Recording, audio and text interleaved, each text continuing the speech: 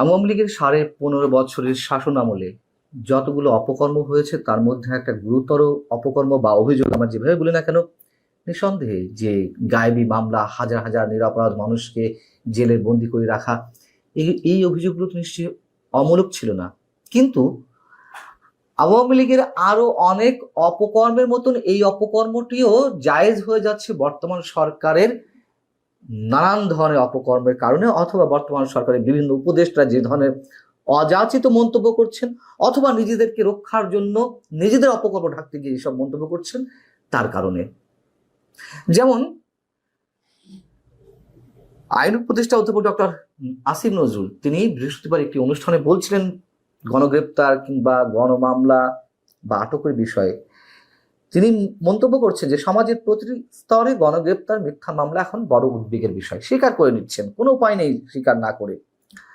এক শ্রেণীর মানুষ মামলা করার মধ্য দিয়ে ব্যবসার প্রবণতা খুঁজে পান। আইনজীবী ও রাজনীতিবিদ যদি এর সঙ্গে সামিল হন, পুলিশ যদি দায়িত্বশীল না হয়, তাহলে এটি বন্ধ করা যাবে না। দেশের সব শ্রেণীর মানুষের বিরুদ্ধে মিথ্যা মামলা হচ্ছে, স্বীকার করে নেওয়ার জন্য ধন্যবাদ। কিন্তু মিথ্যা মামলাগুলো কাদের নির্দেশে হচ্ছে, কাদের ছত্রছায়ায় হচ্ছে, সে প্রসঙ্গে আসছে। তিনি আরো বলছেন যে সাংবাদিকদের বিরুদ্ধে যে মামলা হচ্ছে তার মধ্যে 266 জনের বিরুদ্ধে মামলা হয়েছে, কিন্তু গ্রেপ্তার হয়েছে মাত্র 15 জন। যাদের নামে মামলা হয়েছে তাদের ইনসাইড ক্রাইম বা অ্যামেন্ডমেন্টের জন্য মামলা হয়েছে। মামলা নিয়ে আমাদের কিছু করার নেই, মামলা করেছেন সাধারণ মানুষ। হলো তো, মানে রাজনৈতিক সরকারগুলো বা রাজনৈতিক সরকারের মন্ত্রী, এমপি কিংবা নেতারা যে ভাষায় কথা বলেন, ডক্টর আসিফ নজরুল ঠিক সেই ভাষাতেই কথা বলেন। তার মানে কি?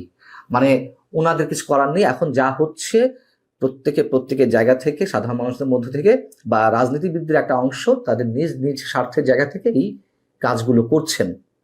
তার মানে সরকারের কোনো দায় নেই, সরকারের কোনো দোষ নেই, সরকার নির্দোষ, সরকার অসহায়। তাহলে আওয়ামী লীগও নির্দোষ ছিল, আওয়ামী লীগের বিরুদ্ধে কোনো অভিযোগ দাঁড় করানো যাবে না, আওয়ামী লীগও অসহায় ছিল। আওয়ামী লীগের সময় যে হাজার হাজার গায়েবী মামলা হলো, লাখ লাখ মানুষকে বিনা বিচারে বন্দি করে রাখা হলো, গ্রেফতার করা হলো। শুধু বিএনপির যে অভিযোগ সেই অনুযায়ী বিএনপি নেতাকর্মীদের বিরুদ্ধে 1 লক্ষ মামলা হয়েছে, যাতে 40 লক্ষ নেতাকর্মী আসামি। অনেকের তো আদালতের বারান্দায় ঘুরতে ঘুরতে তাদের জামিনের জন্য মাসের পর মাস কেটে গেছে, খাওয়া দাওয়ার সময় পায়নি, বউ স্ত্রী সন্তানদের সময় দেওয়ার সময় পাননি। এই কথাগুলো তো সত্য। তাহলে সত্য হলেও ওইখানে আওয়ামী লীগের কোনো দোষ ছিল না। ওই মামলাগুলো গায়েবীভাবে হয়েছে, পুলিশ বাণিজ্য করার জন্য করেছে, অথবা কোনো পক্ষ টাকা মানে অবৈধ উপায়ে টাকা অর্জনের জন্য এই মামলাগুলো করেছে। অধ্যাপক আসিফ নজরুল যে কথাগুলো বলছেন সেই তো বোঝায়, এগুলোই তো বোঝায়। তাহলে আওয়ামী লীগ যদি এইগুলো বলে, দোষ কোথায়? যে কোনো একটা তো মানতে হবে। হয় যদি আমরা ডক্টর আসিফ নজরুলের কথাগুলো মেনে নিই, তাহলে আওয়ামী লীগের কোনো দোষ ছিল না। আর আমরা যারা অভিযোগ করছি এই সরকারও রাজনৈতিক সরকারের মতন আচরণ করছে, একটা ভয়ঙ্কর ধ্রুবসন্ধি সামনে রেখে, যদি সেইগুলো সত্য হয়ে থাকে তাহলে আওয়ামী লীগ দোষী, আওয়ামী লীগকে আমরা আদালতে কাঠগড়ায় দাঁড় করাতে পারবো। ব্যারিস্টার সারা হোসেন ওই অনুষ্ঠানে বলছেন যে বিনা বিচারে আটক ব্যক্তিদের সংখ্যা কমানোর ক্ষেত্রে পুলিশ বিচার বিভাগের ভূমিকা নেওয়া উচিত। এক্ষেত্রে এক সংস্থা আর এক সংস্থার উপরে দায় চাপায়। তিনি বলছেন যে পুলিশ বলে আমাদের কিছু করার নেই, তার মানে উপরে চাপ রয়েছে।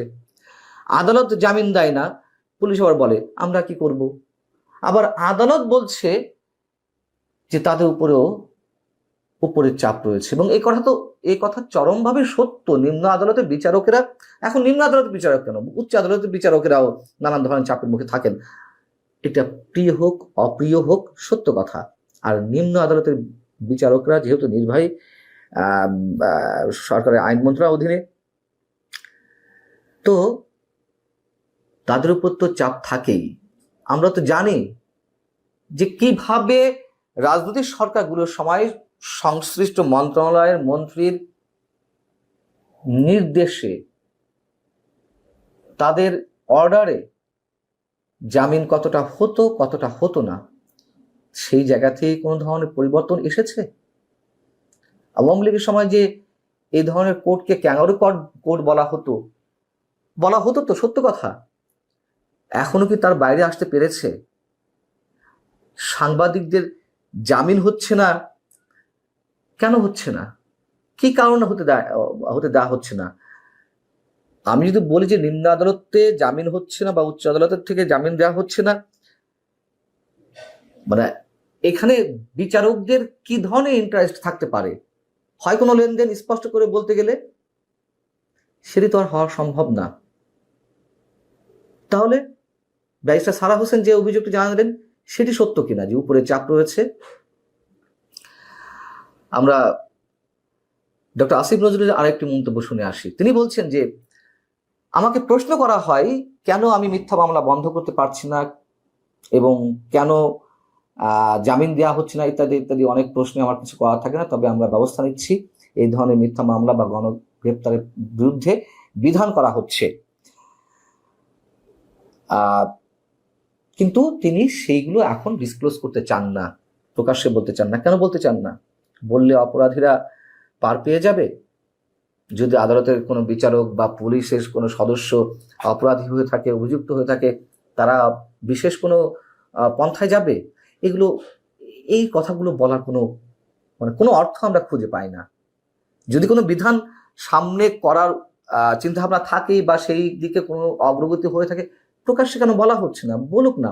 এগুলো যে আসলে কিছু করা হচ্ছে না, শুধুমাত্র কালক্ষেপণ করা হচ্ছে, রাজনৈতিক সরকারগুলোর মতন এই সরকারও একটা অভিসন্ধি রয়েছে, সেটি স্পষ্ট।